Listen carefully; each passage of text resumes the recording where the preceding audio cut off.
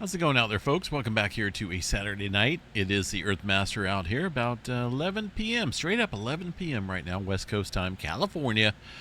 Saturday, October 12th, 2024 is the date. A little small earthquake out here across the West Coast right now, the latest earthquake there on the Earthquake 3D globe. Notice we got quite a bit ramping up here around the Costa Rica area from the 6.2 earthquake that struck out here earlier. About 10 o'clock local time here, just off the coast, about 11 miles deep underneath this area. A couple aftershocks occurring deeper into the subduction zone. Now, there is a major subduction zone area. This is the southern end. Costa Rica sits down here at the southern end of the Middle America Trench. This is an area where the Cocos Plate, that's this little small plate right here at the Guatemala Basin area, is subducting underneath this area to the east. Now, this is a Caribbean plate, made a little small microplate, but we're getting a little bit of elevated activity out here recently. Now, there's always a little concern here that we could be looking at maybe something bigger happening in the area.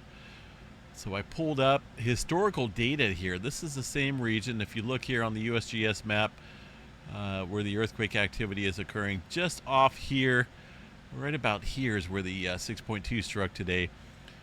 Back in 1907, a 7.3 earthquake struck out here, about 35 miles deep, 35 kilometers deep here into the area of the Middle America Trench. So we can get some larger quake activity out here. In fact, mid sevens are quite common out here, and it looks as though a lot of these big earthquakes here have been in the past. They're well over 100 years for some of those earthquakes there, so a little bit of accumulated slip rate here has been measured out here since the last big earthquake. So there's always a little concern here of seeing something maybe a little bit bigger popping out here across this area of the southern end of the Middle America Trench. So we'll keep an eye on that. There's definitely a pretty good swarm of earthquake activity following that 6.2.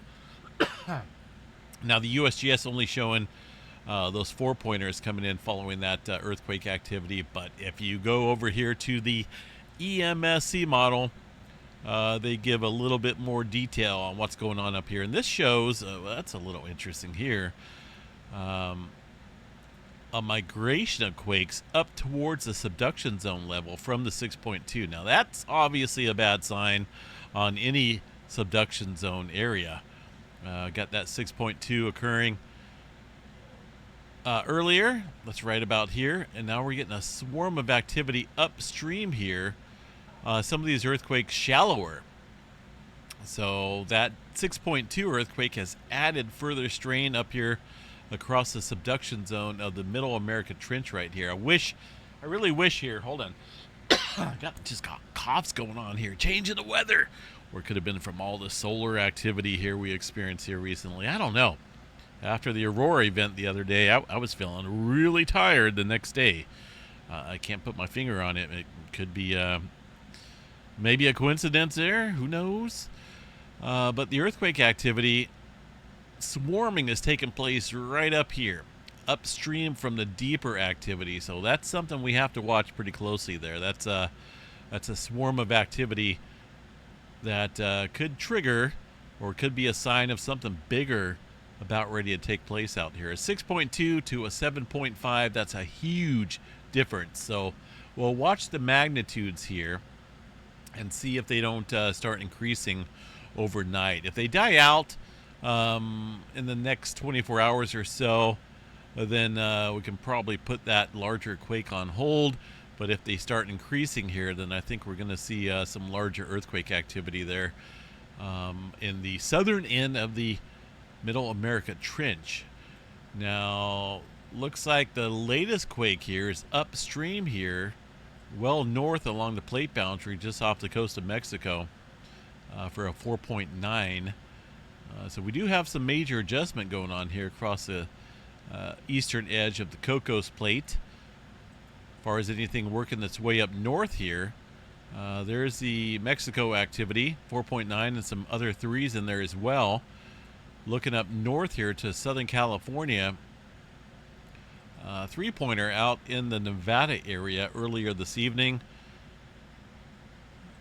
As far as anything major goes across Southern California, 2.8 south of the border, 3.2 here outside of Bakersfield area, and they still have not reviewed this earthquake. I find that rather odd here. That, well, it is the weekend, right? So this must not be of any importance to anyone with the within the USGS here. Let's take a look here at some of these station details. Yeah, not a big earthquake, but obviously a legit earthquake. So I'm just kind of curious on the location of this earthquake. The preliminary data shows it outside of the swarming area. And I say swarming area because this region here is where they seen that 5.2 here a few weeks back, and swarming activity since then. So if this 3.2 is some newer activity, then we got to watch the Garlock Fault shear zone. It's getting closer to that area. But underneath automatic status review, we don't know. But if we look at the little swarm of activity east here along the Garlock Fault shear zone here, it's very possible that's where that three-pointer struck here today, a little bit closer to the Garlock Fault shear zone. And I firmly believe this fault system here plays a major part in producing or contributing to the large San Andreas fault that will take place here in the near future. So we have to keep an eye on this earthquake activity that's occurring up here. That's a good indicator of potentially what to expect further south here along the plate boundary. Southern California in general here, just off the coast of Santa Monica. Beautiful area down there. Goodness. Had some good seafood down at a local restaurant here. Was it a couple weeks now since I've been down there. Beautiful, absolutely stunning, beautiful area out there. 2.1 off the coast of Malibu earlier this morning. Rancho Palos Verdes area, quiet now for earthquake activity. And really nothing major of any significant activity down here in Southern California for now, but we'll keep an eye on it. We got a lot of movement happening down south here, and that could work its way up north across the plate boundary where things obviously are tense.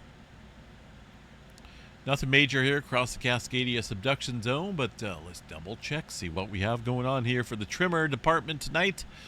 And tremor is actually on a little bit of the elevated side here across a broad area of the Cascadia, which extends from about here, Queen Charlotte Sound area of Vancouver Island range southward into Northern California. So things are starting to fill in here after a couple weeks of elevated activity centered right here at the central portion of the Cascadia subduction zone. So obviously we still have some concern about the activity that is taking place out there. Tremor, not earthquake activity, but it is tremor, and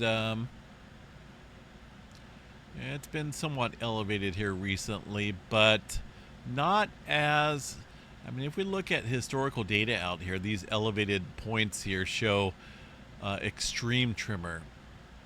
And even though it's been somewhat elevated, we haven't really matched any extreme tremor, like, say, for example, this event right here, where we've seen we've seen over 1,000 tremors on one day back in 2022. Let me show you guys here. Total tally between March 11th, 2022 and April 23rd showed over 11,000 epicenters of tremor, mainly up north and south here at the southern end of the Cascadia. Not a whole lot there across the center portion. But it just goes to show you here that we can see elevated events, but there's a seismic gap here, roughly about the end of 2022, moving forward, where we haven't really matched any similar type of tremor event in terms of elevated activity. So I don't know what that means. Possibly just the way the plates are moving out here. And again, I don't know if we're going to see any signs of a big one happening in terms of the Cascadia megaquake. I wasn't here back in 1700. We didn't have the equipment back in 1700 to monitor this type of activity, so no one really knows what the tremor looked like prior to the big 9-pointer back in 1700 there along the Cascadia. Was there no tremor for months at a time? Was there elevated tremor for months at a time? Who knows? I mean, it's a very good question, and I would love to go back and look at that data, but 324 years ago, the technology has advanced fairly sufficiently here recently, so we didn't have that type of activity to monitor way back when, as far as the equipment goes. It would have been nice. That way we could maybe predict and forecast when the next big earthquake takes place out here, but we don't know. 324 years ago. It's building up, that's for sure. A little earthquake in Wyoming. Really nothing major going on out here across the rest of the country. One earthquake way up north in the Arctic Ocean area. 4.6 earthquake coming in earlier this afternoon. It is in an area that occasionally sees some earthquake activity up there. As you can see here on the map, historically, shows that there's been some earthquake activity there in the 4.5 and above range. But something's going on up here north. And I say that because we've seen a lot of elevated activity here across Alaska recently. A lot of movement here across the subduction zone. Swarming occurring up north here across the Brooks Range. There's been, if you look over the last 7 days here, a swarm of activity from the Aleutian Trench extending northward way up here into the Brooks Range. And whatever's going on here across the plate boundary, it looks like it is affecting areas up north here as well, way up north. But watch this. I continue to say this because I feel like something should pop here pretty soon in terms of larger scale activity across this area of the Aleutian Trench. Now, similar to the Cascadia, it's called a mega thrust for an area. We can get 9-pointers out here easily. The last one was an 8.1 back in 2021, if I remember right. That was a year of 3 8-pointers. So I find that a little odd here because we had a 8-pointer up here along the Aleutian Trench, an 8-pointer here along the Kermadec Trench, and the other 8-pointer was down here across the South Sandwich Trench here. So 3 8-pointers in 1 year, and the average 8.0 magnitude earthquake occurs roughly once a year, if not once a year, then every other year. And we haven't had an 8-pointer since 2021.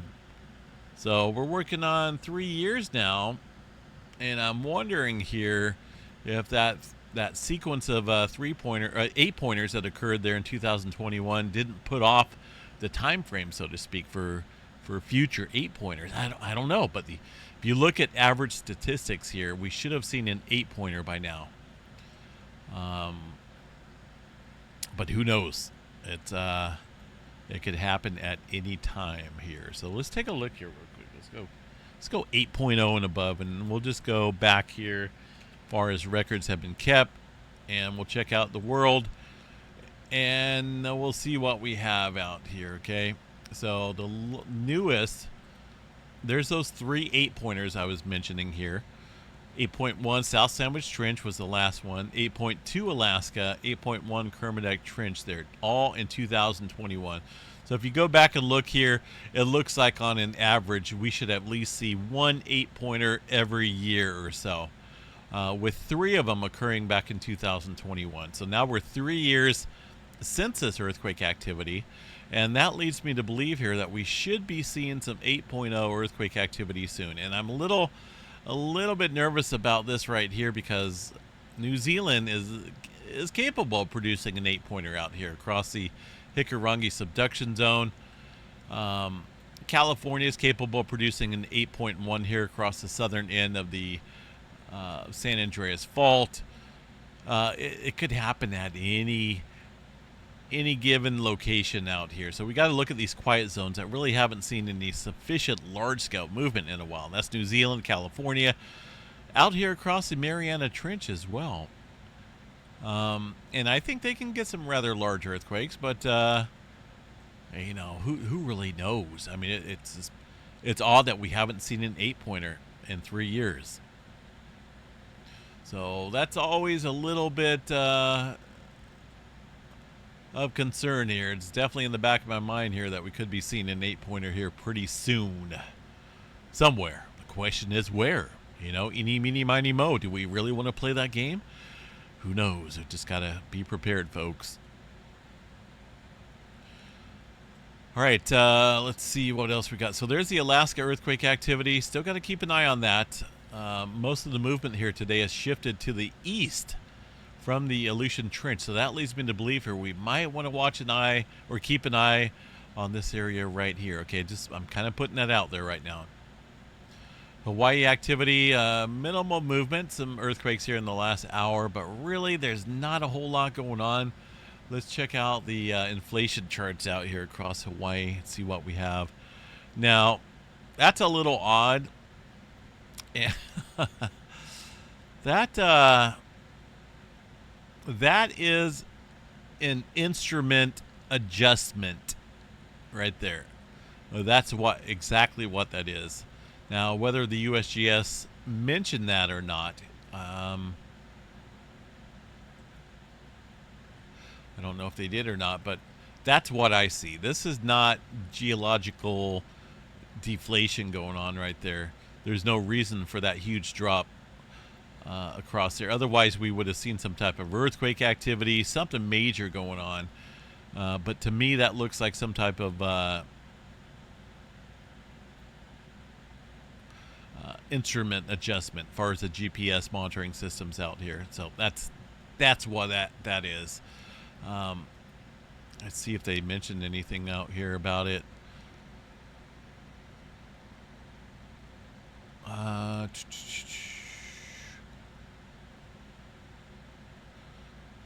Tilt meters in the Middle East Rift Zone show modest deflation, and GPS instruments show low rates of deformation. But that is not what we've seen on the map. That's an instrument adjustment. Yeah, I don't see anything. I may have to contact these guys and see what's going on, but that's definitely some type of instrument adjustment there across the area of Kilauea Volcano. Otherwise, we would have seen some type of earthquake activity or something else happening out there. Let me go back here. There's these tilt meters out here as well that would show us. Well, it'd be nice if they were working. That one's working. Nothing suspicious going on there across that tilt meter station. Let's see, check this one out here real quick. Nothing going on there as well. So whatever is happening with the deformation data that monitors this activity here at the summit region, they've made an adjustment there accordingly. So that is not a legit natural process. That's man-made in terms of some type of instrument adjustment. All right, backing out of here. Oh, man, let's see what we got here. Nothing major going on across the New Zealand area for now. A lot of older quake activity across the Vanuatu region and Kermadec Trench. Older deep quakes there into the Tonga Trench. Some surface adjustment going on here across the plate boundary. That's expected following these deeper quakes. But overall, definitely a lot of older quake activity out here. Nothing major. Japan seeing some 4s out there. It's actually pretty active out here. If you look at the map, there's been a number of 4s and 5s out here. So elevated activity. It's very obvious here on the globe. But no large-scale activity to speak of for now. Up into the Russia area, a couple earthquakes showing up here as well earlier this evening.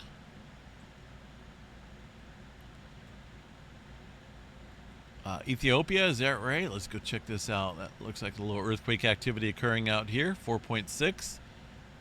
Definitely got some broad-scale activity stirring up. 2.7, the Turkey area. So things are in motion. Definitely in motion. So we got to start watching these little quiet areas. For example, Southern California. I think we're going to see a little wave of activity kicking up here soon, very soon. We may be getting a little sign of that here in the last 24 hours. 3.2 Grapevine, 3-pointer out here in Nevada. We'll definitely watch some of these areas that have been experiencing some earthquake activity recently. Keep an eye on that. 1.3 underneath Gorst.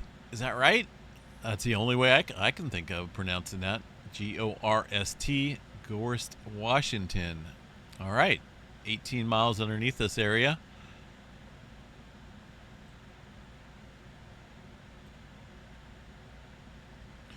All right, let's go ahead and check out space weather activity, see what else is going on out here. Like I say, it's very active out here in terms of plate dynamics. It's moving all over the place, but there's no major earthquake activity for now. But we got to be prepared for something big, it looks like. We do have a sunspot that's currently facing the Earth, and it looks like it's starting to flare right now. A little bit of C-flare activity coming in. Nothing major yet, but that sunspot number 3852 does harbor a potential here for some stronger flaring activity. So we'll keep an eye on basically this whole region right here, and maybe these areas over here as well. But they're currently facing away from the Earth, so not really too concerned about that. Definitely got to watch this area right here. Not a whole lot coming around the eastern limb. Let's take a glance here at the far side of the sun, where, oh man, look at that, 3842, 3844. Massive, huge sunspot complex out here.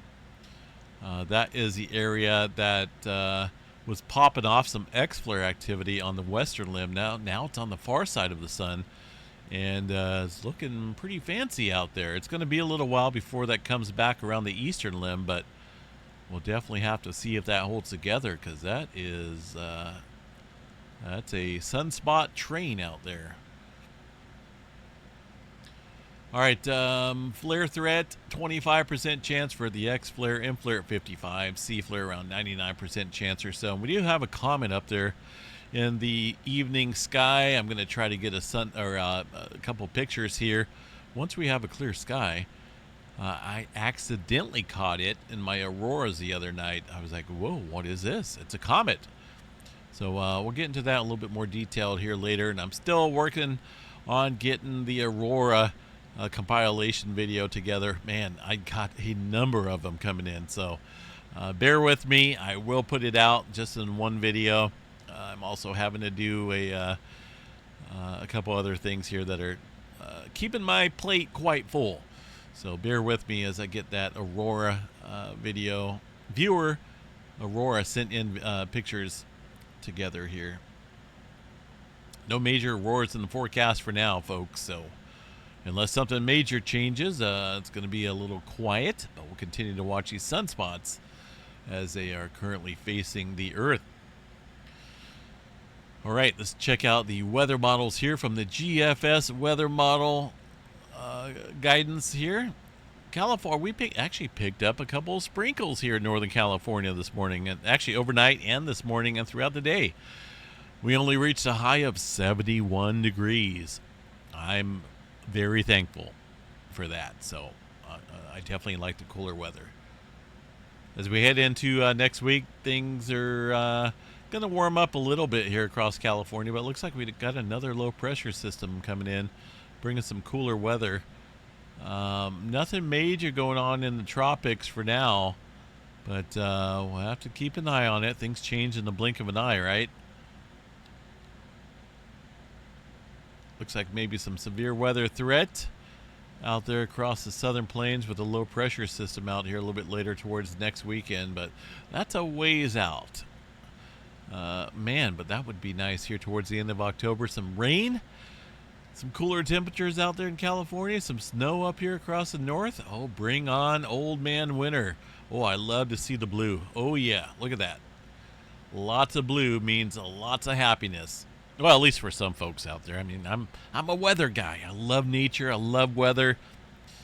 Sunshine, 105 degrees. That's for July and August, not October and November. So it's our time to bring on the blue, bring on the snow. Seismograph stations out here pretty quiet out across the board for now, folks. So we'll catch you guys back out here for the Sunday morning update.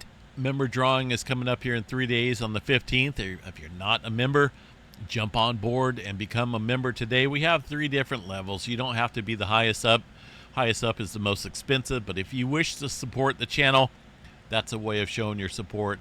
If you just want to be a member to get the extra videos, extra perks, emojis, and be entered into the drawing, that's all you have to do is just become a lower member there. But we appreciate all our members, and we'll be doing the member drawing coming up here in 3 days on the 15th, where we will be giving away prizes. That includes cash prizes as well. So we'll catch you guys out here tomorrow for the Sunday morning update. Stay safe out there, folks, and have yourself a good evening.